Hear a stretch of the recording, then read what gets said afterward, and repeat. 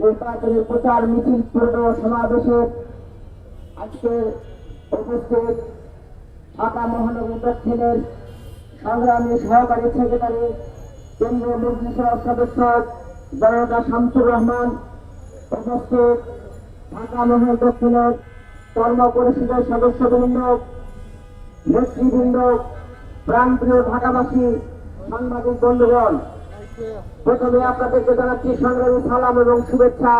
আসসালামু আলাইকুম ওয়া রাহমাতুল্লাহ। সংগ্রামী ভাই এবং বন্ধুগণ, দীর্ঘ প্রতীক্ষার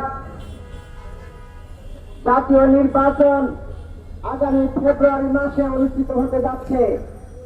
এই মর্মে আগামী 2 দিনের মধ্যে শিডিউল ঘোষণা করার কথা রয়েছে। আমরা মাঝে কিছু ষড়যন্ত্র লক্ষ্য করছি। আজকের এই সমাবেশ থেকে অন্তর্বর্তীকালীন সরকার এবং নির্বাচন কমিশনকে আমরা বলব, তাদের ষড়যন্ত্রের কাছে আপনারা মাথা নত করবেন না। যে ঘোষণা আপনারা দিয়েছেন সেই ঘোষণা অনুযায়ী যেন তফসিল ঘোষণা করা হয় এবং ফেব্রুয়ারিতে নির্ধারিত সময়ের মধ্যে যেন নির্বাচন করা হয়, সেই জোর দাবি আমরা জানাচ্ছি। সংগ্রামী ভাইয়েরা, এর যদি ব্যতিক্রম হয়, কোন দলের ষড়যন্ত্রের কাছে যদি আপনারা মাথা নত করেন এবং নির্বাচন নিয়ে যে কোনো ষড়যন্ত্র বাংলাদেশ জামায়াত ইসলামী এবং এই দেশের 18 কোটি জনতা মিলে আপনাদের সকল ষড়যন্ত্রকে ভণ্ডন করে দেওয়া হবে ইনশাআল্লাহ। সংগ্রামী ভাই এবং বন্ধুগণ, সারা বাংলাদেশে এখন একটি জোয়ার আসছে।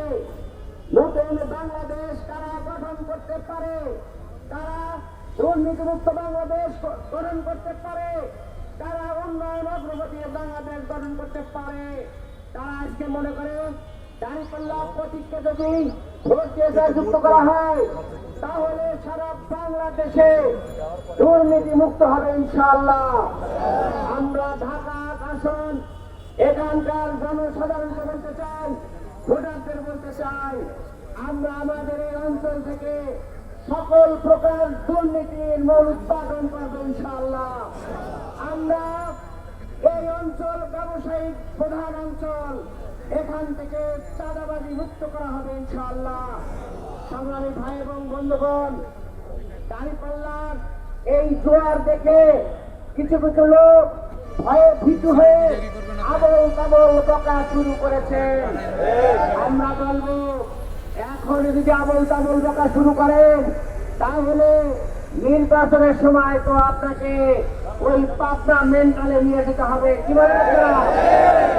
ভাই এবং বন্ধুগণ, আজকে তারা বলা শুরু করেছে, জামাতকে তারা ভয় দেখাচ্ছে যে জামাতের জন্য আওয়ামী লীগের ওই দুঃশাসন নাকি ভালো ছিল। আমরা মনে করি যে কথাটা সঠিক বলেছেন। আমরা আওয়ামী লীগের ওই জুলুম নির্যাতনকে আমরা ভয় করি নাই, আমরা লড়াই করে ওই ফ্যাসিবাদকে বাংলাদেশ থেকে তাড়িয়ে দিয়েছি।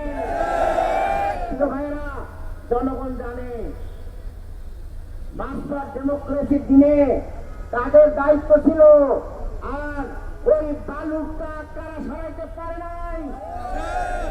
তাদেরকে দেশনেত্রী মোবাইল করে মোবাইল বন্ধ পেয়েছে। ওই সকল দালালদেরকে এই দেশবাসী চেনে এবং প্রত্যাখ্যান করবে ইনশাআল্লাহ। ভাইরা, তারা আজকে আবল তাবল বকা শুরু করেছে, আমরা নাকি ধর্মের ব্যবসা করি। ভাইরা, আমরা ধর্মের ব্যবসা করি না, আমরা ধর্মের পালন করি। আমরা সারা বছর ধর্মের কথাই বলি, নামাজ বন্দেগী সহ আমরা সকল ধর্মীয় অনুশাসন মেনে চলি এবং সেই কথাটাই আমরা বলি। আজকে নতুন করে কিছু মুসল্লি গজাইছে, তারা ওই সিরাত মাহফিলে যা টুপি করে যায়, মসজিদে যায়, অনেক আবল তাবল বকা শুরু করছে। এই ধরনের বকা বন্ধ যদি না করেন তাহলে আগামী নির্বাচনে জনগণ আপনাদেরকে লাল কার্ড দেখাবে ইনশাআল্লাহ। সংগ্রামী ভাই এবং বন্ধুগণ, আমরা ঢাকা আসন থেকে চাঁদাবাজ মুক্ত করবো ইনশাআল্লাহ। আমরা ঢাকা আসন থেকে দুর্নীতি মুক্ত করবো ইনশাআল্লাহ। আমরা এখানে ব্যবসায়িক পরিবেশ নিশ্চিত করবো ইনশাআল্লাহ। আসুন আমরা সবাই মিলে দাঁড়িপাল্লা প্রতীকের প্রচারণা চালাই এবং সিদ্ধান্ত নেই যে কোনো মূল্যে আমরা ওই ভোট ডাকাতদেরকে প্রতিহত করে বিজয় ছিনিয়ে আনবো ইনশাআল্লাহ। আসুন আমরা সবাই মিলে ন্যায় ইনসাফের প্রতীক, আমরা গণতন্ত্রের প্রতীক দাঁড়িপাল্লাকে সমুন্নত করি, দেশে ইনসাফের রাজনীতি কায়েম করি, উন্নয়ন অগ্রগতির রাজনীতি কায়েম করি। সেই আহ্বান জানিয়ে সবাইকে ধন্যবাদ মোবারকবাদ জানিয়ে আমার বক্তব্য এখানে শেষ করছি। আল্লাহ হাফেজ।